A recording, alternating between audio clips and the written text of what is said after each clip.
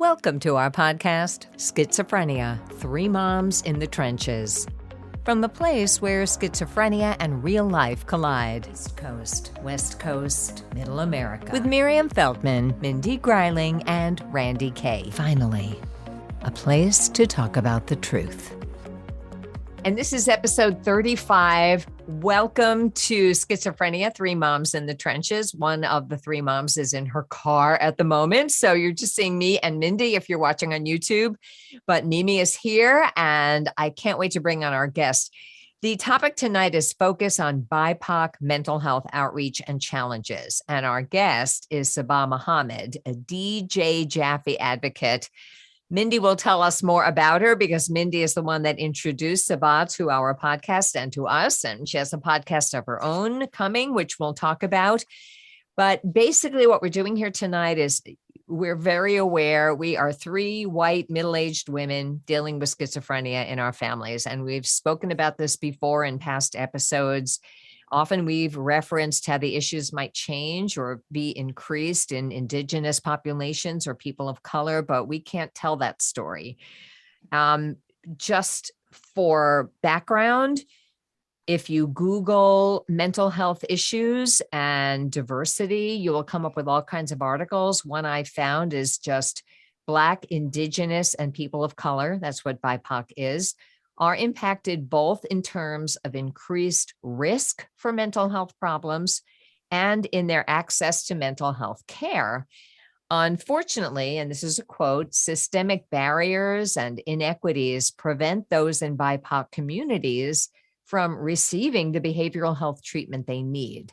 When BIPOC communities are disproportionately affected during moments of national crisis, this problem is exacerbated.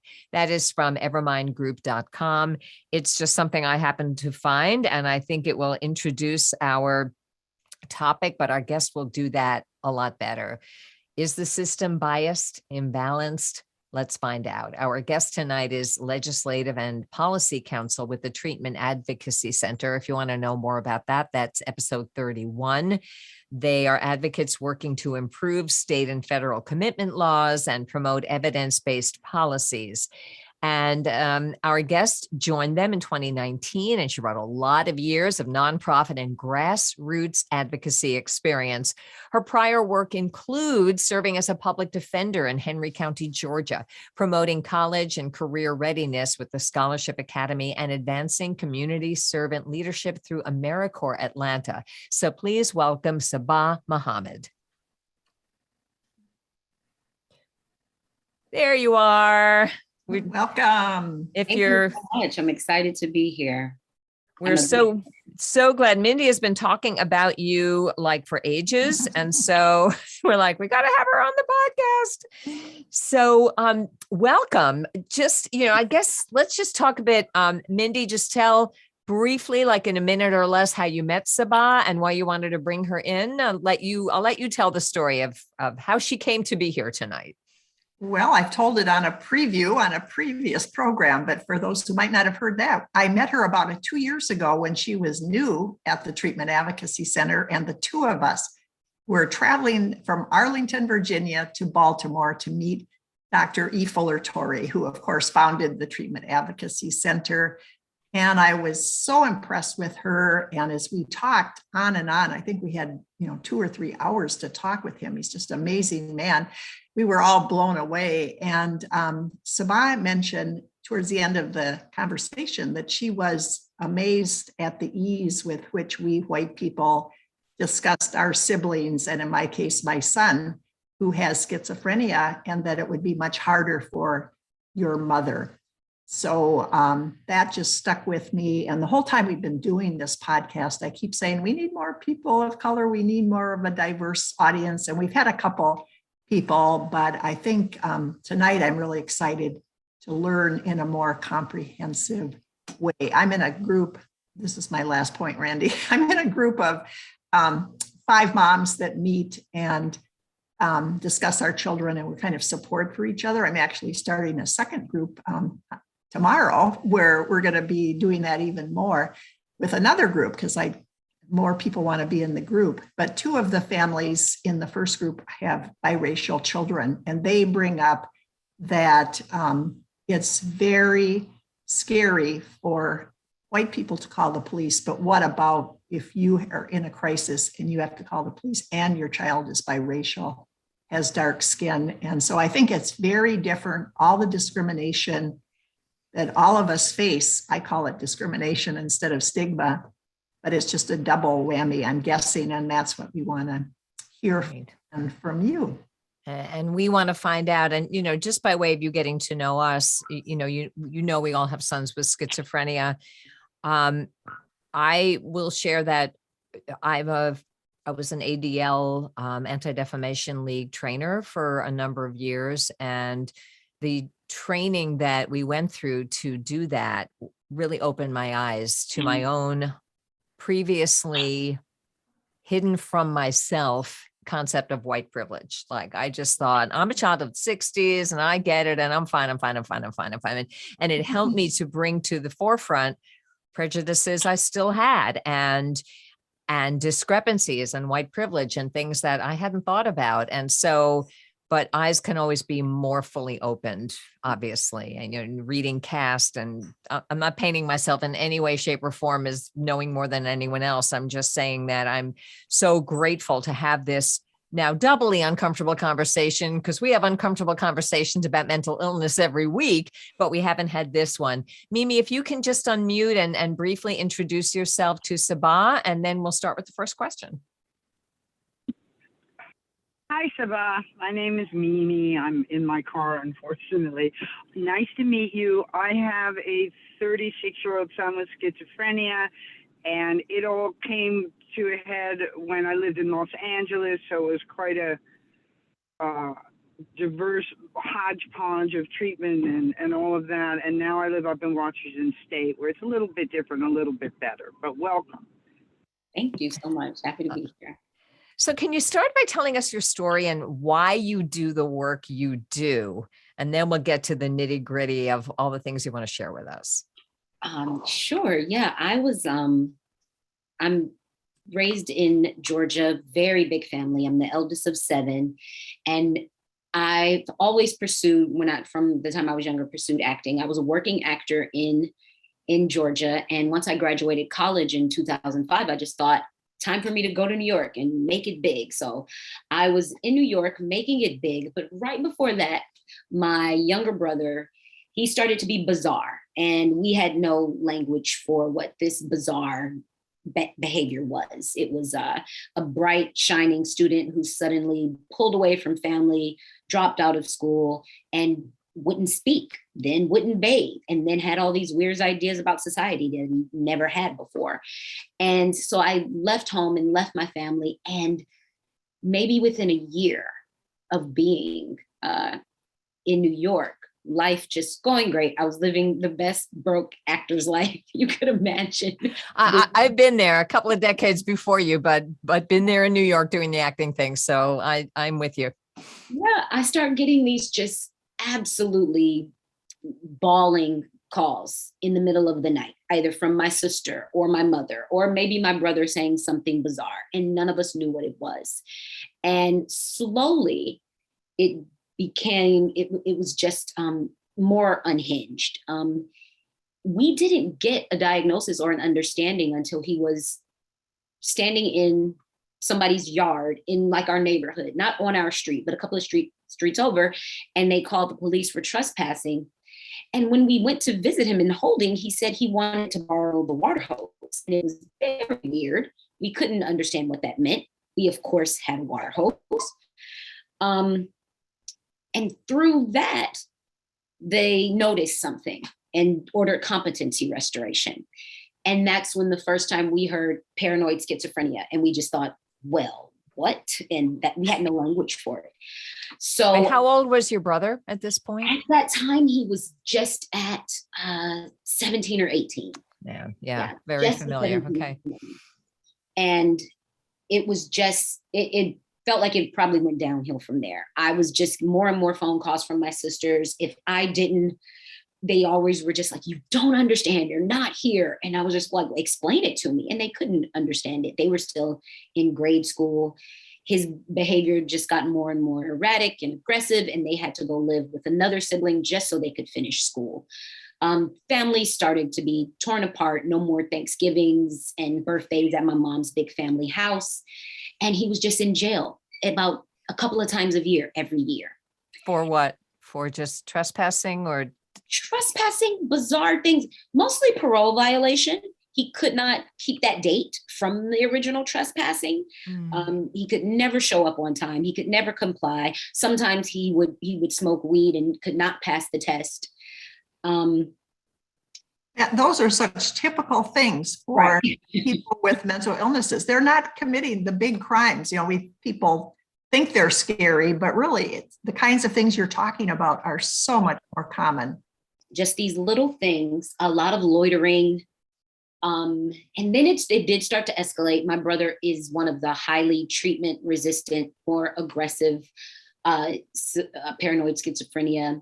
And I stayed home one day in New York after talking to my mom, and I would go home very often to visit. And every single time, if he was incarcerated at the time, I would visit him. And it was just some of the most difficult visits of my life, seeing my brother in that orange jumpsuit. It was just horrifying through glass. And I just kept saying, now that we have this diagnosis, why the police? Why the police? I thought he would go to a hospital, get better, and come back. That's, where'd I get that idea from? I don't know. TV, my not knowing this at the time. Common sense would tell you that, but it's not common sense. I like that better. Like I wasn't that in the dark. That seems like the common sense thing that would happen, because by then he was sort of sleeping outside, saying he was going to go search for his father. Our dad was in Fairburn, a couple of counties over. Like he wasn't missing or absent. He was right there. But my brother had this weird idea that he had to go in search of him, and he would just sleep outside, and he had a nice warm bed. And we kept hearing things like, well, he's making the choice. And we're like, no way, what is this? And his harm began to escalate. And I realized that I had to come home to help, because it turned from these little misdemeanors to a harm that got him a felony. And now he is still in that weird competency restoration process. But I came home in 2012. That the cycle was that long, from 2005 to 2012. We were not able to get long-term treatment of any kind until his harm escalated. And now he's receiving treatment through the justice system. And I became an advocate by accident. I spent hours on the too.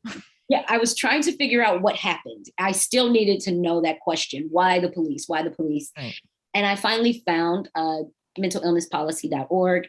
DJ contacted me like within the next few days, got me in touch with Treatment Advocacy Center. And I was just off my rocker by then. I was like, I want to do more. I want to do more. I didn't even know what that meant. So I started learning what it meant to go to the Capitol and actually advocate, and started just doing that on my own. And then DJ started sending people my way who were in Georgia. And I was like, I am not prepared for this. I'm just a big sister. I don't know what I'm doing.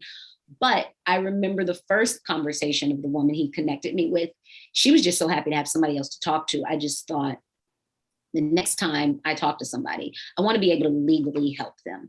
And I decided to give up acting for a little bit and the entertainment industry and go to law school so I could legally help. I still don't even know exactly what that meant. Became a public defender to legally help. And then finally there was an opening at TAC, and I get to legally help all the time. Can I ask you a question? When you were a public defender, our son has had he's been in the orange jumpsuit. He's been charged with a felony, which was knocked down to a gross misdemeanor. But his public defender for the felony charge said, virtually, if we're going to count substance abuse, virtually her entire caseload should be going to diversion court, mental health court. And then, our county took 30 people, a big, huge county, and in Minnesota. And how did you feel when you were a public defender? Maybe you weren't representing this people with mental illness like she was. I mean, she was just representing people that got felonies, actually. And she said most of her clients, almost all of them, should have been in some kind of diversion court. I would absolutely agree with that. I was representing misdemeanors, and especially the people who were just cycling. Like, the prosecutor gets this long list of crimes and they're like criminal. And I'm just like, can we go upstream and see why? And there were so many health problems, generational trauma, just lots of different things that people were dealing with. And even diversion court was a privilege. You had to have the money because it's woven into there that you're paying a monthly fee in my county. You had to pay for all those services. Not in Minnesota. That's even worse. Of course, you're in Georgia. Oh yeah. Oh yeah. So that carried a privilege with it. Who the prosecutor looked at as worthy, who the judge saw as worthy, those were the people who got into mental health court or into diversion court, DUI court, drug court.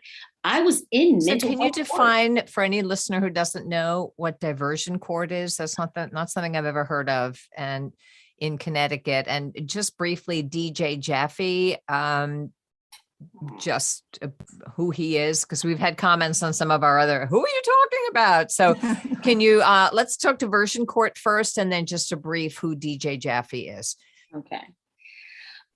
So diversion court is diversion, restorative justice. They're all ways to sort of offset the harm of criminalization, because so many people are guilty of not being able to survive, survival crimes. Or like in Georgia, if you cross over the white bulk line at a traffic stop, that's a criminal violation.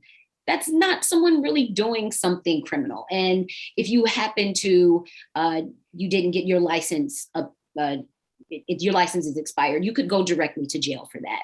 So if you're impoverished, or if you have a substance use disorder, if you have a mental health issue, the court will try to offer something that's not solely punitive, because most often jail is solely punitive. There's no rehabilitative element to it. So diversion court comes into play to offer some rehabilitation if you're committing a crime or justice involved because of some other reason. I wish there was more attention to people who get in the justice system because of poverty, but there's not. But that's just another intersection altogether. And I'm sure diversity has some play in that as well. Mm-hmm. But to that, like, as a public defender, I was in two counties. The one county, Henry County, Georgia, is majority white.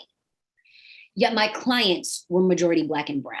And just on a simple common sense consensus, are they driving differently or are the police in a certain location? And I would see the same zip code, address, part of that county over and over and over again. Were they in our area with the business and the commerce and the big, nice homes, or were they over near the apartments? Aren't we all driving over the white bulk line a little too far? But only some people are being followed all day and criminalized all day and monitored. And while prosecutors don't have to give you the raw data and the numbers, you can just look at the courtroom and say, well, why would it turn out like this if the racial and cultural minority are overly represented in a county that is predominantly white? And we can just start there asking the uncomfortable thing about what we can see from a quick census sometimes. Okay, fair. All right, so I interrupted your story. Continue with it. I can see your story and your passion. Tell us where your brother is now, and then I want to hear about your recent report, more about the inequities in diversion programs and other inequities that you see. And also, who is DJ Jaffe? Oh, yeah, DJ. Yep. So DJ Jaffe and Dr. Tory used to work pretty closely together. He is a severe mental, he passed. He was a severe mental illness advocate. He wrote Insane Consequences, which is a bit angrier version of Surviving Schizophrenia. I think it's a much more which was Tory's book, Dr. Yeah, right. Okay. Which was Dr. Tory's book. So they represent sort of this.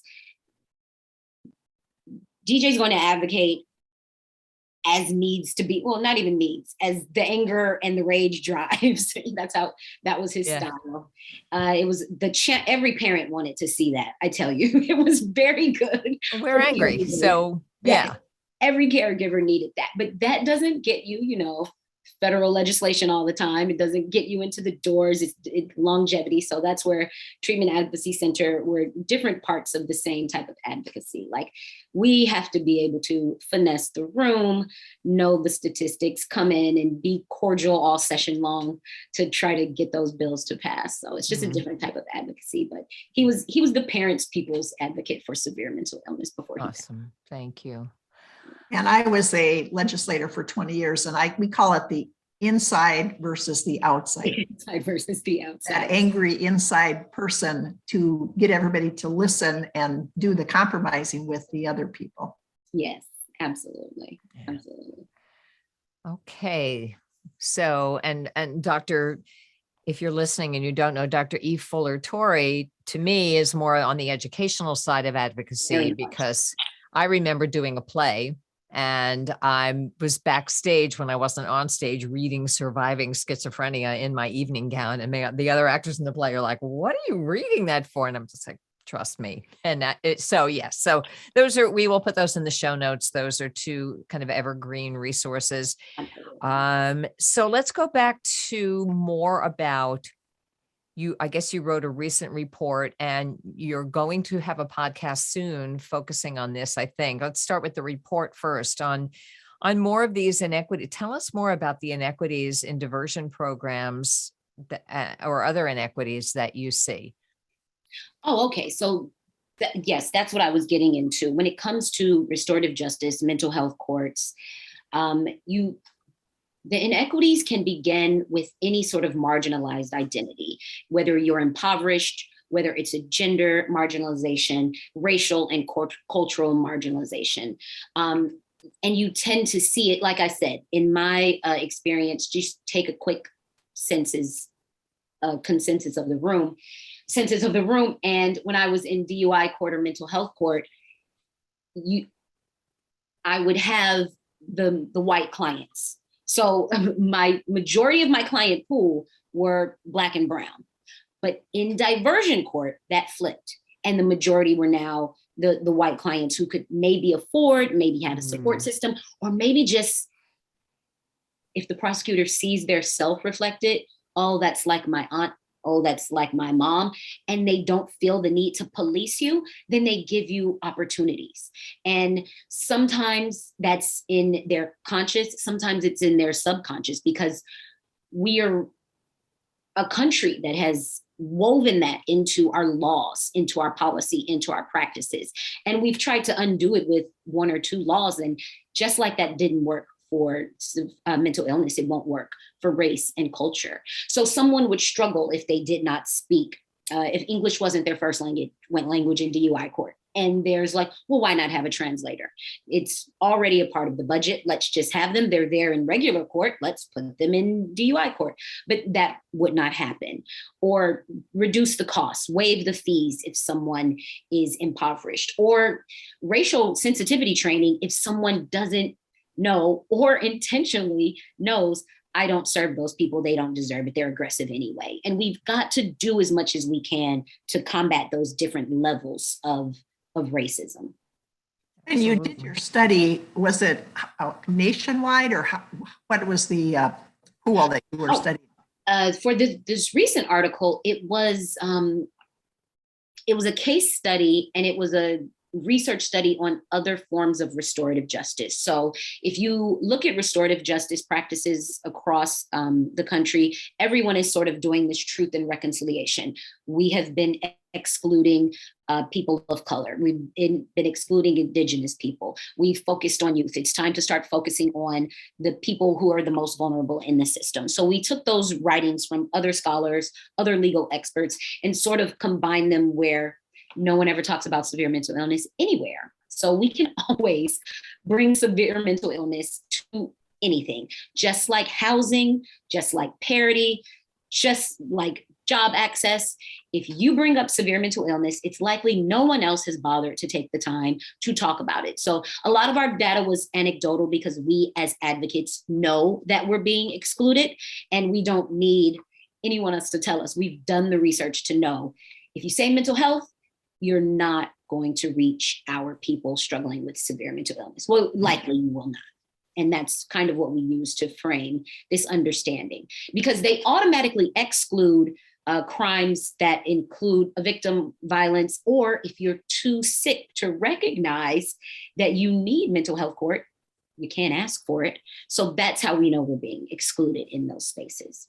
And almost Thank you. I retweeted your post on that you found inequities in the diversion courts, but I didn't read it because I knew you were going to be here. So I appreciate that summary. And I would urge you to broaden that and actually look at diversion courts and the different models in other states, because in Minnesota, my son was qualified for it twice and he only got it once, but not money, because in our state, the state provides startup grants and then the counties have to pay for it after the startup grant is over. And hence, only 4 of our 87 counties have mental health courts, and none of the others do. And it's a county option. But once the county does have one, they cap it as to how many people they're going to take.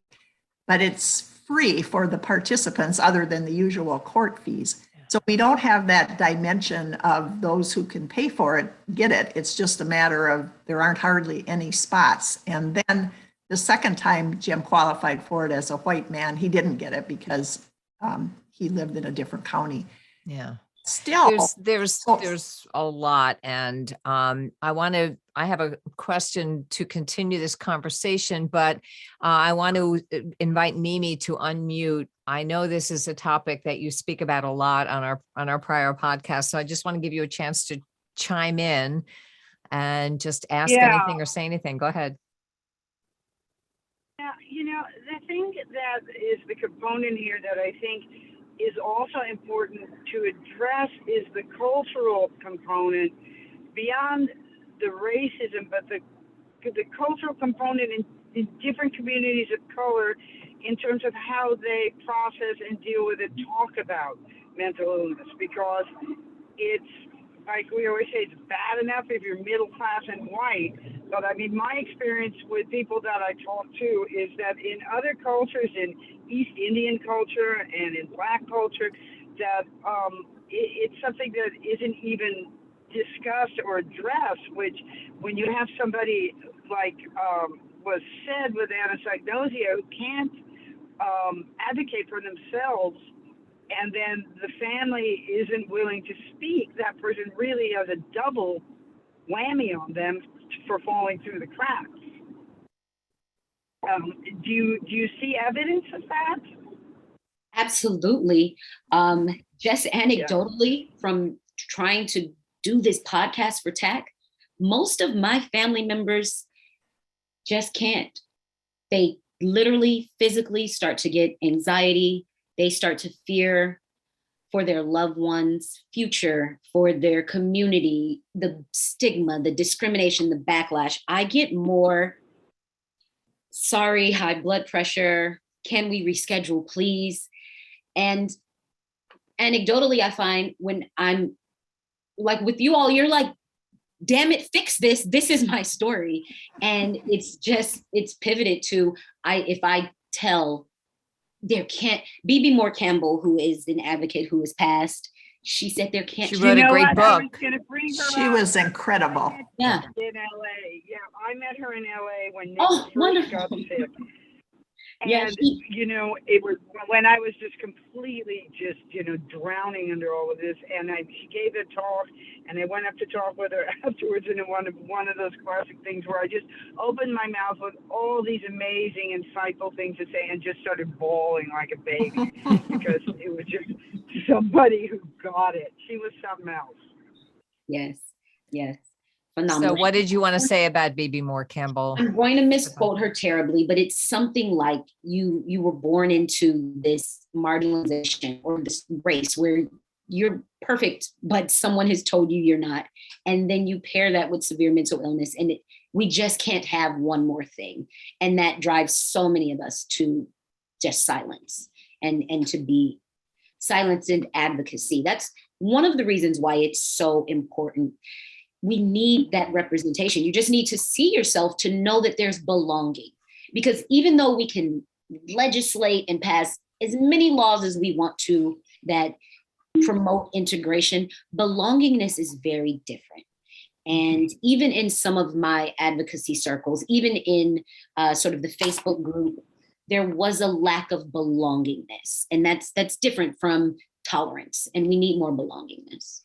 Absolutely. I'm not a fan of the word tolerance. I'm a bigger fan of the word acceptance. Yeah. Tolerance just, involves eye rolling as far as I'm concerned. So I'm more like understand. There's a whole great TED talk about tolerance. No, we're not going to use that. If you Google it, you'll find it. But I had a few things to add and ask you about, but Mimi pretty much brought it up, but I will share that my way of advocacy is less legislative and more educated, and not educating as evidenced by this podcast. And so I'm a NAMI family to family state trainer. I train family volunteers to teach this course whose only purpose is to educate family members, siblings, parents, but they have to be willing to want to be educated. And then you have to admit there's a problem. So, but I will say in the years that I've taught it and trained people to teach it, in the last few years, they finally changed the curriculum to include particular things that were different. First of all, they got Spanish language family to families. And then in all the materials we use now, there's a lot of things like reactions to medications that are different in people of color than with white people, just medically different. And it was really important to get that in as well. People who have been in my groups who have been Indian or the background of Indian culture are, they're like, what do you mean you don't take care of your family member in your own home? They're all about, no, they stay with the family. And if we have to crumble their meds into their food, we do that. And, they don't understand this, like getting someone else to take care. So just cultures are different, not better or worse, but just different. And I once did a family to family where I was, the two teachers were the white people and everybody else was of color.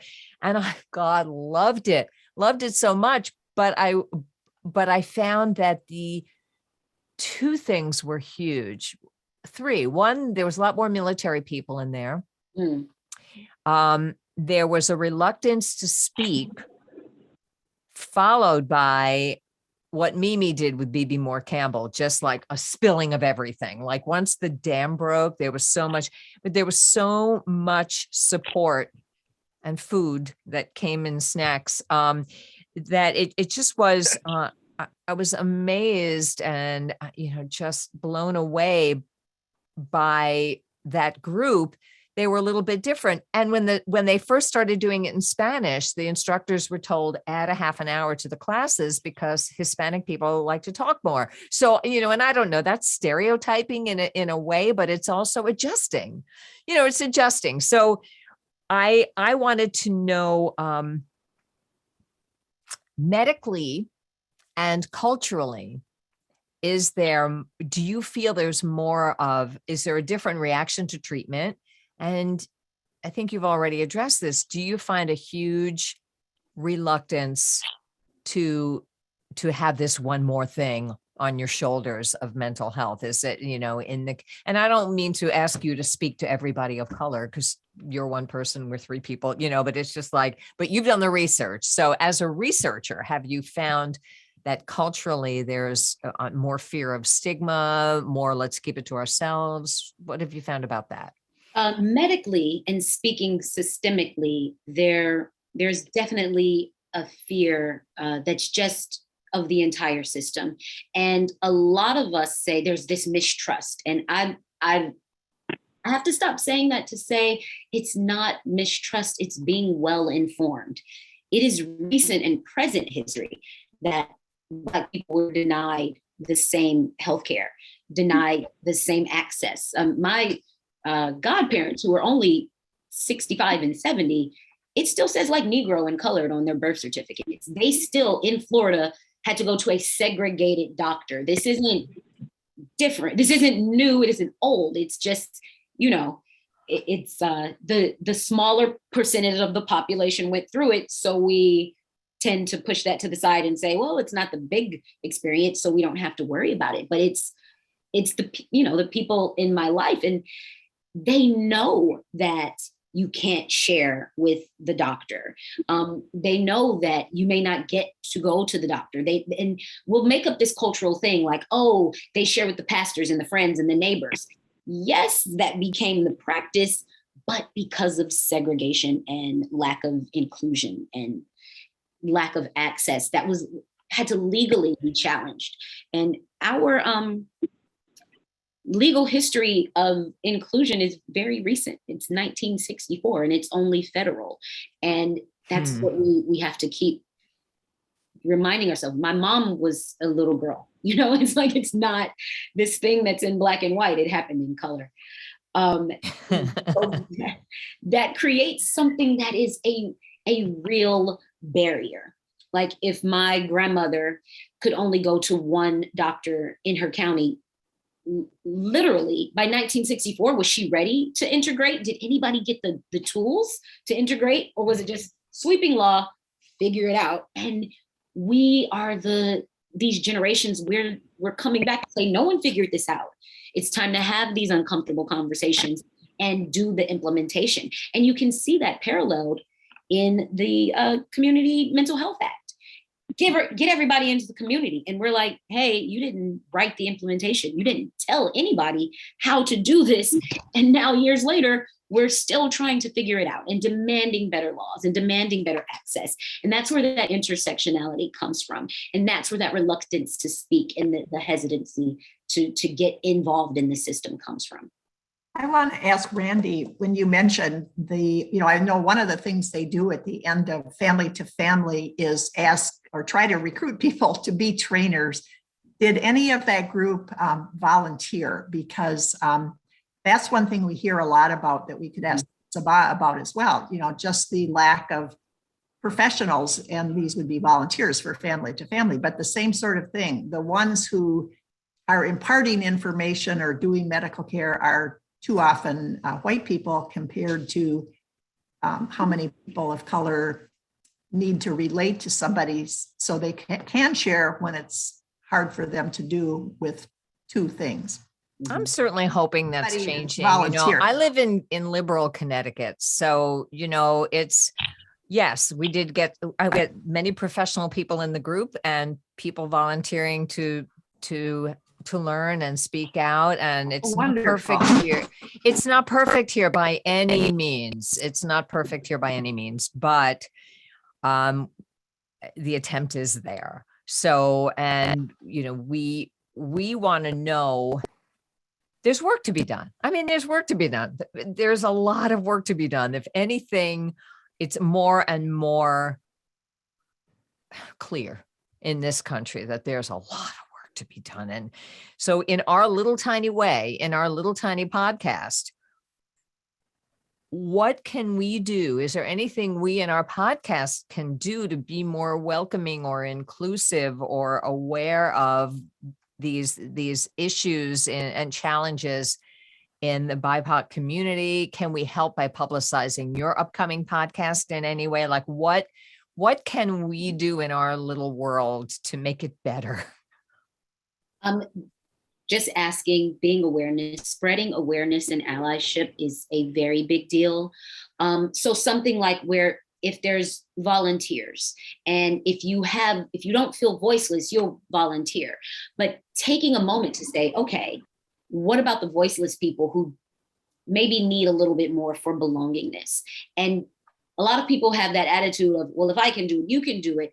We need to just pivot that and say, because I did it, let me make sure I'm extending a hand to someone that may not know they can do it, who may not know the access, who may not know, like getting those stories told, breaking down those networks. So like if you heard a great story and you get on this show, or you say, do you want to write a book? Here's how I wrote my book. And because of the lack of access, because of feeling marginalized and voiceless, you may not know to reach out. You may not know that you can use that network.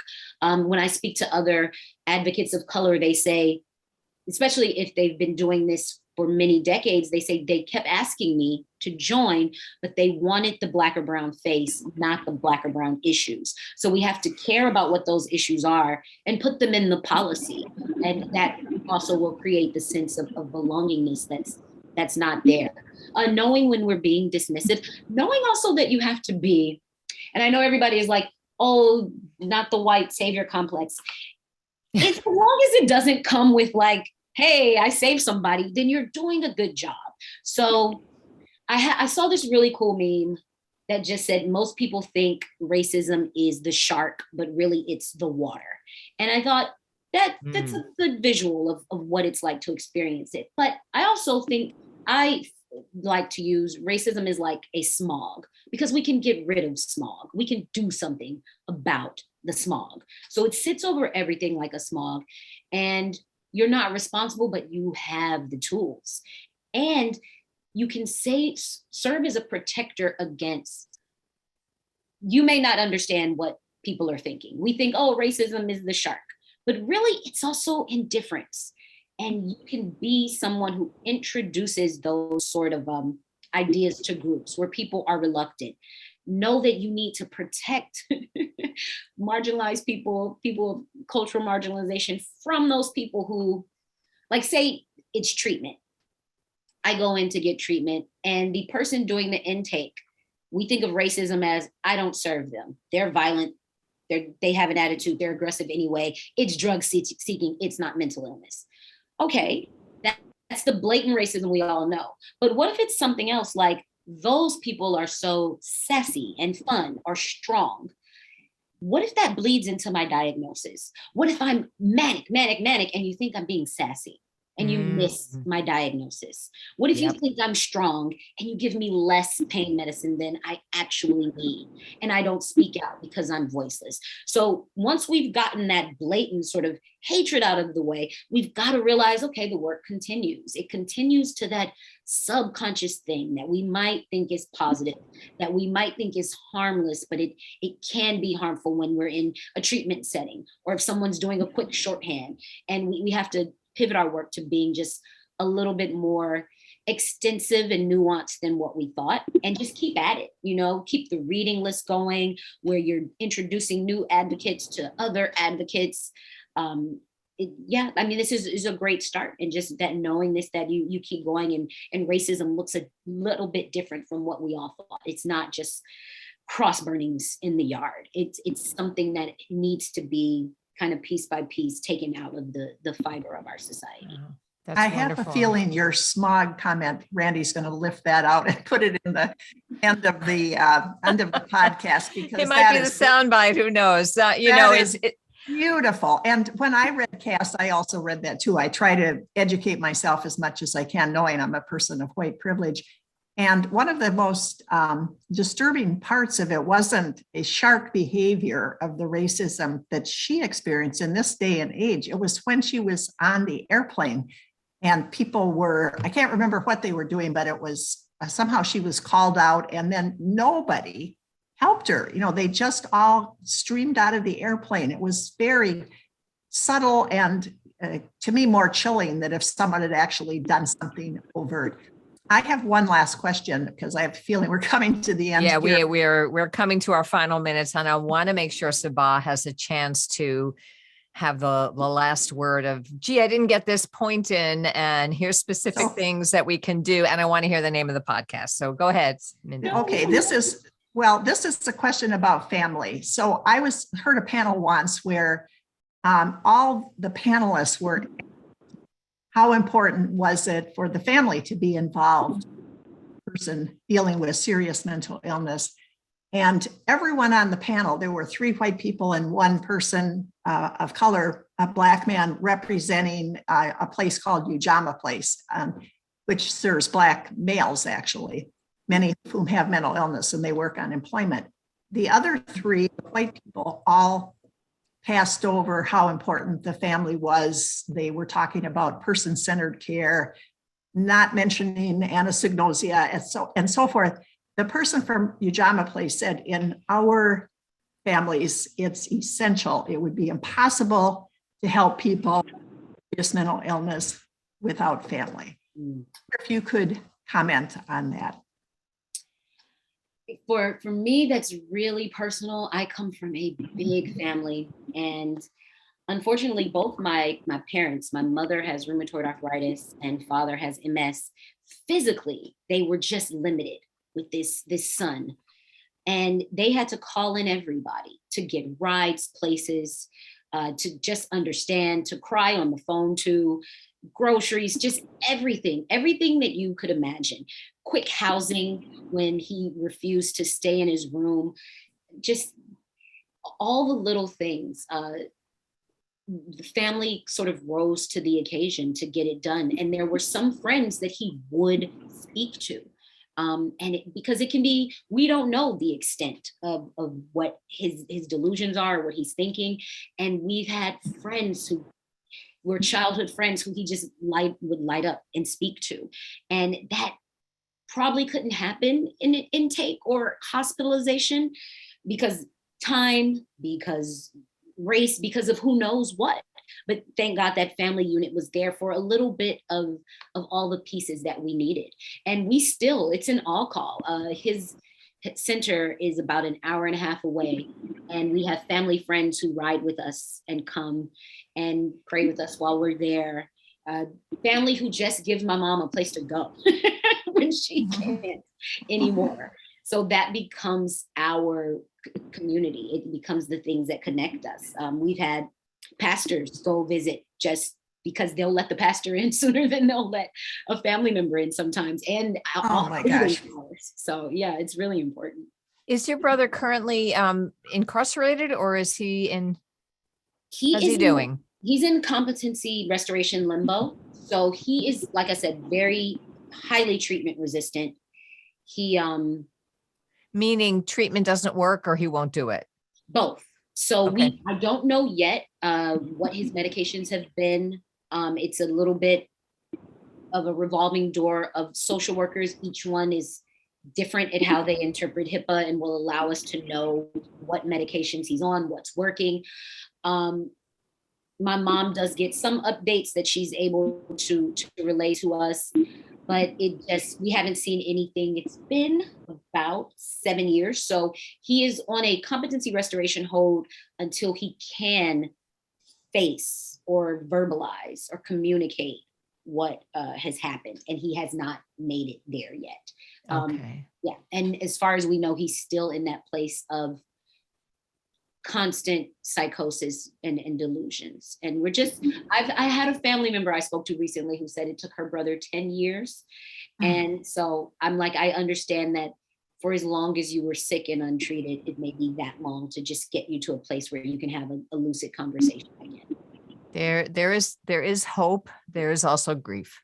Yes. You know, we all share that. And we are kind of running out of time. I would have loved to ask you about, because I'm Jewish. And so I was amazed that of all the pamphlets in my rabbi's study, when I went to get help, there was nothing about men. There was just like what to do, and it was just like, where's the schizophrenia pamphlet? So but they did hear me, and they had a weekend where they brought a panel in of someone with schizophrenia and a psychiatrist, and they brought me in to speak about the book. So they rose to the occasion. But one of the things I like to do is educate congregations about what they can do to support their congregants, whatever the religion, with when you have a mental illness in your family. And it's tricky because every religion is different and they look at it differently. And I don't know if you have a short answer for if you've had any pastoral support for your family issue, or if the congregation, because you said you pray and, so I don't know if you have a church or a congregation, or, do they get involved? Do they help, or do they just kind of let the family handle it? And that's really a question for anybody of any color. I'm just curious if that's been helpful to you. It has, and there's been a mixed experience. I was raised Muslim, and being from the South, there are a lot of churches and ministers in our life, a lot of imams also. So are you in mosques then? Or I am currently not, no, okay. But one of the Muslim ministers did go, one of the imams did go to see my brother. And so if friends invite me to church, I go, and I found a church that I really did enjoy. I know it's very weird. It was sassy. Was it sassy? It was a good place to go to be in this space where I needed something positive every week without saying I'm a Christian. It's like, no, I'm just going to this positive place. So I would tell the pastor there all the time, you're telling a bunch of people who need help that we're unworthy of God's love. Have you ever thought about that in this messaging? And he said, oh, wow. Good for you. Good for you. Take that into consideration. And the very next time I was at church, he started mentioning mental illness and mental health in the roll call of conditions. It wasn't the cancer that got me. And he's really started to bring it in, and not to take it on himself, but to direct people to actual counseling that was not religious based. So Victor Armstrong, have you all spoken to him yet?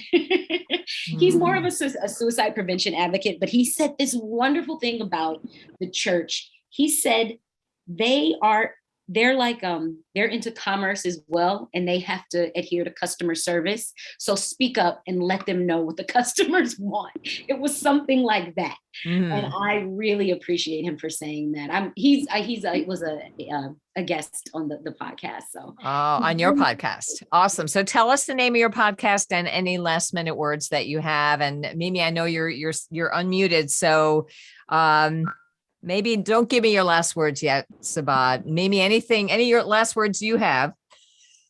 I'm still kind of stuck on this thing of what do we do? How do we help? How do we change this? And there are those of us advocating, there are those of us legislating, there are those of us making art. But I think that above and beyond, or underneath all of that, we got to really be talking to each other. You know what I mean? We've got to open our mouths, and we've got to speak up, and we've got to talk to each other, and we've got to, advocate for each other outside of our own little groups too. Because, I keep thinking about the metaphor of, marginalized people. Well, if there's a picture of marginalized people, it's mentally ill people. Yeah. And then, like you were saying, you add to that to people who are already marginalized because of their color or their culture or their economic standing. It's overwhelming. And I think it's up to those of us who have a little bit better of a foothold here to bring the other people in and to speak up. And that, I think it's a real grassroots thing, but I think it makes a difference to talk to people and tell them that there's help and, invite them in. And I think that is something we all could do. Awesome. All right, Sabah, your final words and how we can help with your podcast. Well, we have yet to name it. So well, you'll have to let us know. Okay. Invite me back when it's time to launch, maybe. Yeah, we'll do that. Because we've yet to name it. That's the one thing I keep pushing off to the side.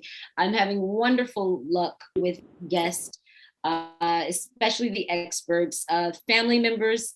They are out there. I have to dig a little deeper and get through stigma. Of course, we're going to have a whole racial stigma episode because of the sheer anxiety of putting your story out there when you're already racially marginalized. And they're going to be great. And I can't wait to share them all with you. But like you must have done your first time, this has been making a podcast is one of the most surprising experiences. And I come from the entertainment industry. I thought it would be like doing voiceover. It is not. No, it is not. So we had our work cut out for us, but it's coming together beautifully. It's finally to that place where I'm like, I cannot wait. And I don't have the biggest, best last words. I do really like what Mimi said about speaking up. And when we're speaking up, making sure, realizing that someone else is still voiceless. There is a lot of work to be done. When I got into this work, I just took a moment and thought, white advocates don't understand that the barriers you experience for severe mental illness are what racially and culturally marginalized people experience being everyday existing. And it is overwhelming. We have to take it a little bit at a time, fix what we can, my favorite title, and Thank you. see the change. I want to see like sweeping change, but we have to realize that it is that smog, and it's over so many things that we don't even think about. Like you mentioned, medically and diabetes and policing, and it's just so many things that are going to come up, and we just need to be. We know that we're capable because we weren't advocates before this, and it's the same advocacy. It's just reach a little further into those margins, give the voices to share your platform and lift everybody up, because I always say all boats are going to rise with that tide when we reach out into the further margins, and we definitely have the tools. Those are perfect last words. Thank you so much for joining us today. Thank you for having me. Hey, thanks for joining us for this episode of Schizophrenia, Three Moms in the Trenches with Randy Kay, Mindy Greiling, and Miriam Feldman. To get in touch with us or to learn more about our books, please visit our websites at miriam-feldman.com, mindygreiling.com, or randykay.com.